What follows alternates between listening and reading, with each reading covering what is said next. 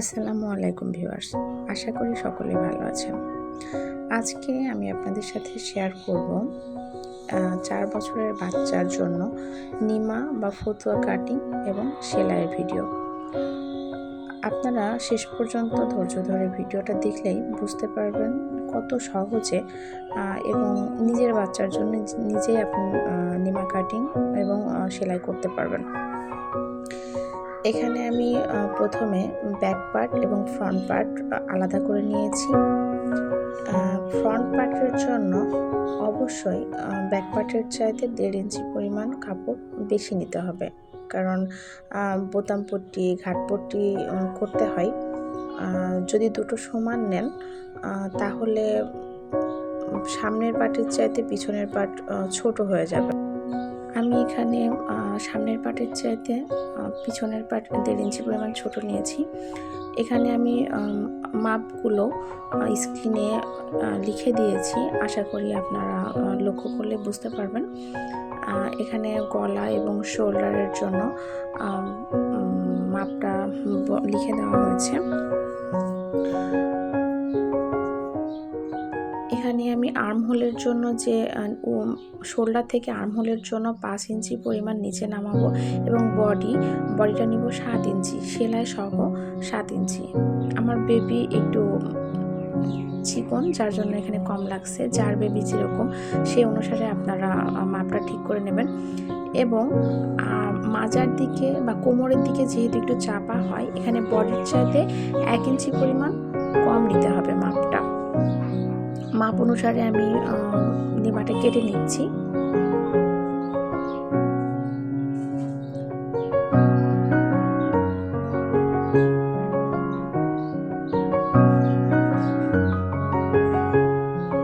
আমি নিচের দিকে রাউন্ড শেপ দিব এবং কোনো ফাড়া অংশ রাখবো না। কাজে নিচের দিকে কোনার যে অংশটা সেখানে 1 ইঞ্চি পরিমাণ উঠিয়ে কাটতে হবে।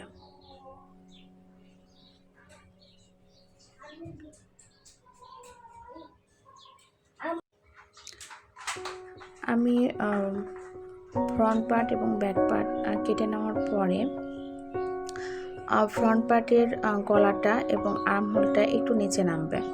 এখানে আমি গলাটা রেখেছি 4 ইঞ্চি পরিমাণ এবং আর্মহোলটা 1/2 ইঞ্চি ভিতরের দিকে কাটতে হবে।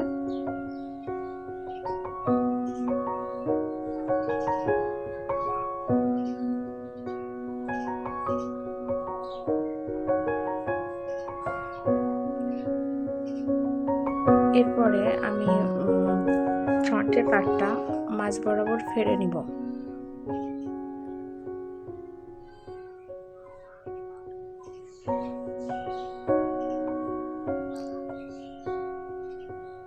এখানে আমি পেস্টিং যে কাগজ কলারটা আছে ওটা 1 ইঞ্চি পরিমাণ নিয়েছি।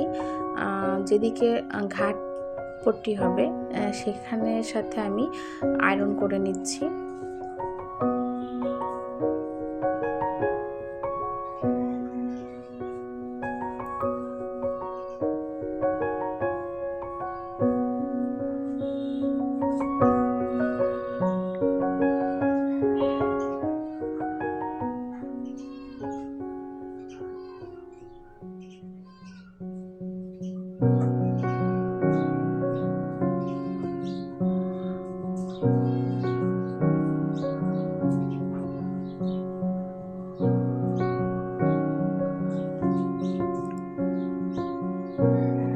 এরপর বানানোর পরে যে আউটলুকটা আসবে সেটা অনেকটা এরকম হবে।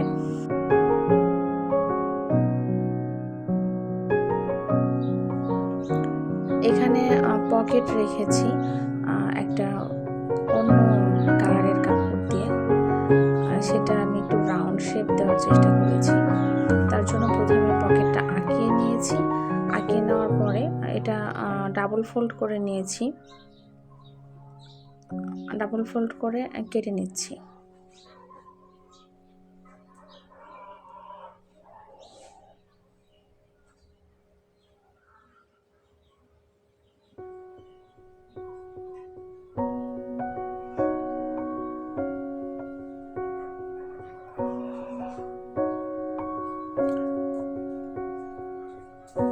এটা শোল্ডার থেকে 6 ইঞ্চি পরিমাণ নিচে লাগাইতে হবে।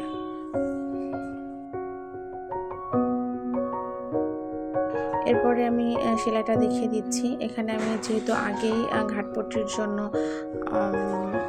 বক্রম পেস্টিং করে দিয়েছিলাম, সেটা এখন সেলাই করে নিচ্ছি।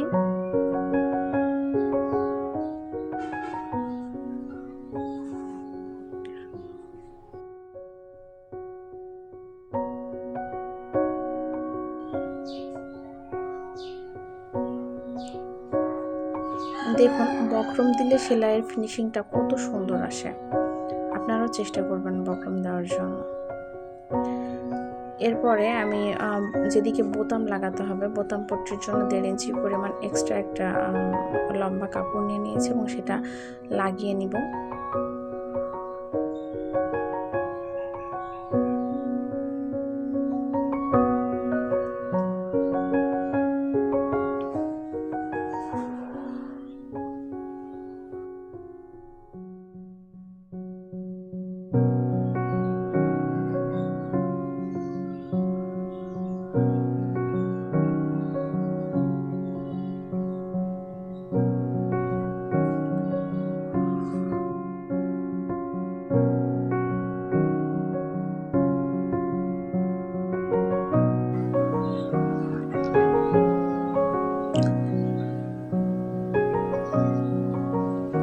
বোতাম পট্টি এবং ঘাটপট্টি আমার লাগানো হয়ে গিয়েছে।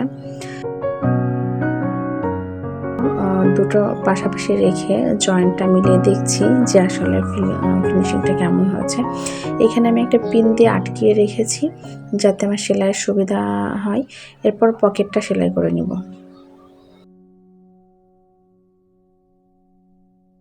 পকেটটা নিয়েছি আমি 4 ইঞ্চি বাই 4.5 ইঞ্চি।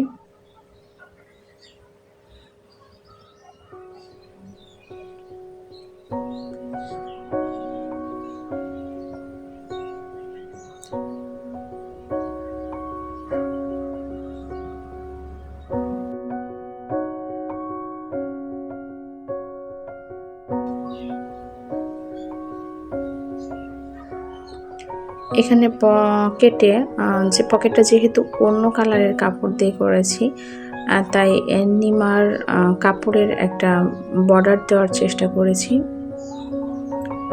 সেলাইয়ের পরে সেটা 3 inch by 3.5 inch 3.5 inch by 3.5 ইঞ্চি পাওয়া যাবে।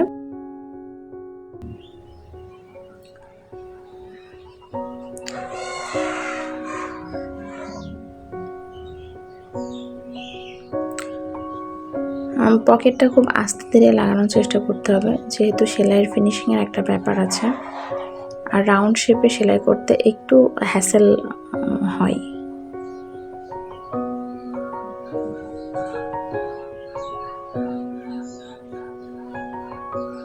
আমার পকেট লাগানো সারা। এবার ফ্রন্ট পার্টের সাথে ব্যাক পার্টটা জোড়া দিব, যার জন্য আমাকে শোল্ডারটা সেলাই করে নিতে হবে।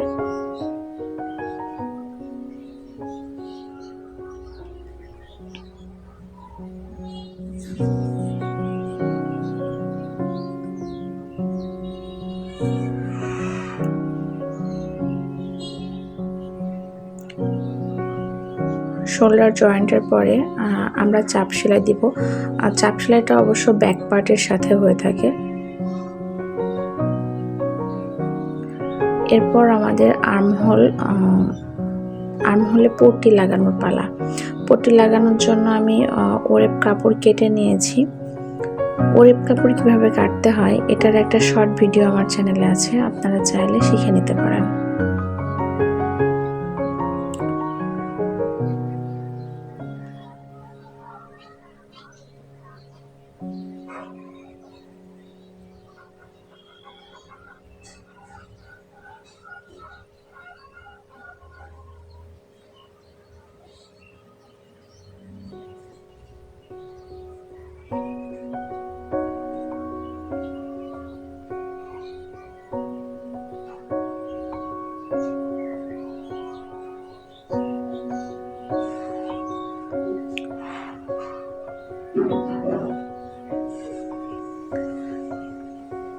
পট্টি লাগানোর পরে সেটা আঙুলের সাহায্যে একটু চেপে নিলে কাজের ফিনিশিংটা ভালো হয় এবং পরে সেলাইয়ের জন্য সুবিধা হয়।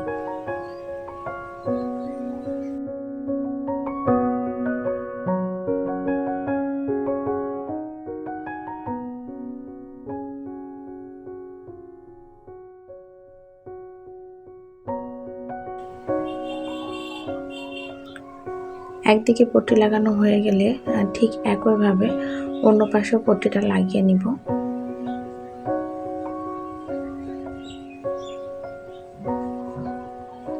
আমার দুই পাশে পট্টি লাগানো সারা।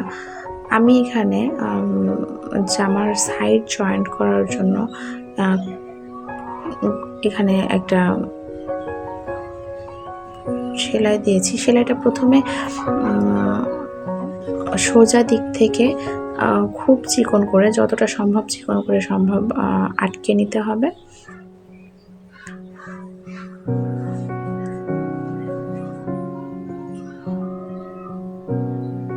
এক পাশ সেলাই হয়ে গেলে আরেক পাশও সেলাই করে নিয়েছি।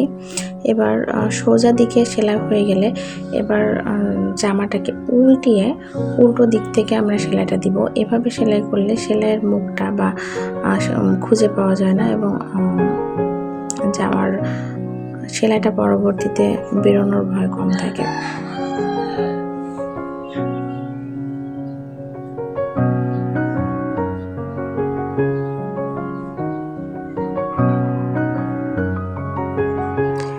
আমি কিভাবে সেলাই করেছি বা কেটেছি সেটা আপনারা স্টেপ বাই স্টেপ খুব সুন্দর করে লক্ষ্য করলে এখন থেকে নিজেদের বাচ্চাদের ড্রেস নিজেরাই তৈরি করতে পারবেন।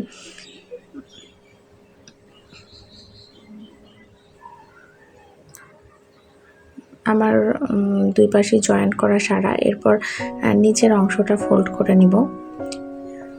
এখানে চিকন করে সেলাই করতে হবে।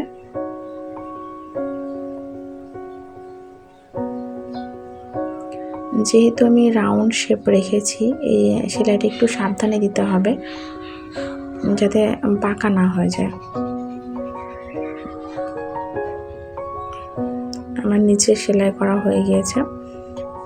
এরপরে গলাটার পট্টি লাগিয়ে নিতে হবে। এখানেও আর্মহোলের মতো ওই ওরে পট্টি লাগাবো।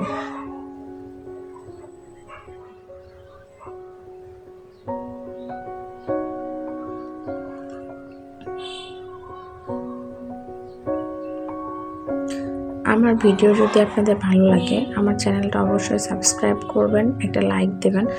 আপনাদের লাইক পেলে কাজ করার উৎসাহ আরও বেড়ে যায়। আর আমার চ্যানেলে বাচ্চাদের অনেক সুন্দর সুন্দর ড্রেসের ভিডিও আছে, আপনারা চাইলে দেখে নিতে পারেন।